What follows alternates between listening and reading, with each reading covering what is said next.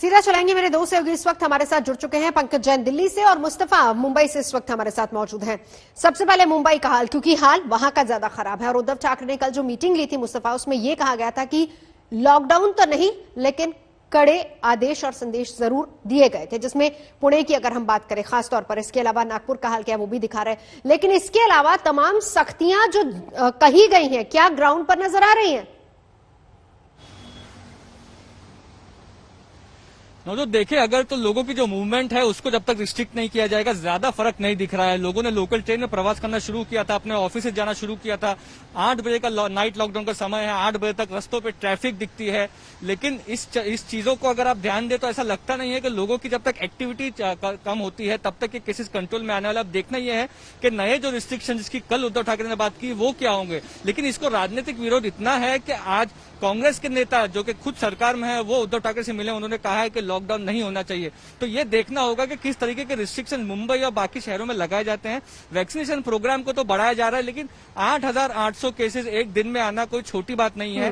Death rate लगातार बढ़ रहा है, इसके लिए किसी न किसी तरीके से पहले एक रोक लगाने की जरूरत है। शायद वो रोक लॉकडाउन से आए। उद्धव ठाकरे का और सरकार का क्या जानना है ये आज शाम तक या कल सुबह तक पता चलेगा। चलिए, दोनों चीजें देखिए, सबसे पहली चीज तो जो जिनको समझना चाहिए, यानी कि आम जनता क्या इस बात को समझ रही है या नहीं, और दूसरा सियासत इसको लेकर किस तरीके से हो रही है।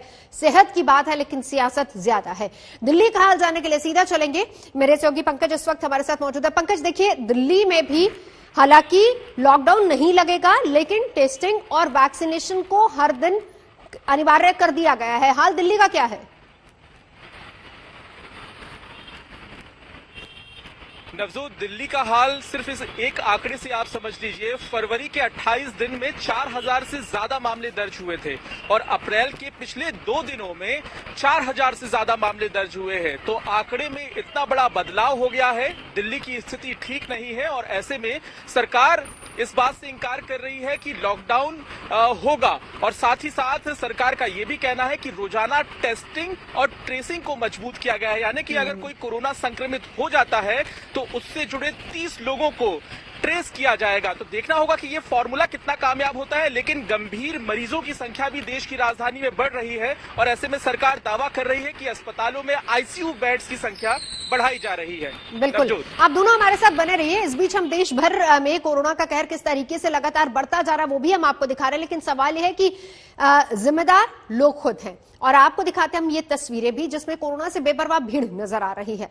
बाजार में खरीदारी हो रही है धार्मिक वजहों से, लेकिन लोग कदम कदम पर कोरोना को न्योता ही दे रहे हैं। ये सारी तस्वीरें और ये इस बात की तस्दीक करती हैं, पहली बात मास्क नहीं, दूसरी बात सोशल डिस्टेंसिंग की किसी को परवाह नहीं है। तो ऐसे में कोरोना कंट्रोल होगा तो कैसे होगा? वही बात जो मेरे सहयोगी मुस्तफा भी बता रहे थे, दिल्ली से पंकज भी लगातार बता रहे हैं कि जिम्मेदारी सबसे पहले खुद की, लेकिन क्या जनता खुद इस बात को समझ रही है? मुस्तफा, जब आप भीड़ में जाते हैं, आप लोगों के बीच जा रहे हैं, उनसे बात कर रहे हैं, पहली बात तो खुद को समझाने की है ना। क्या जनता समझ रही है इस बात को?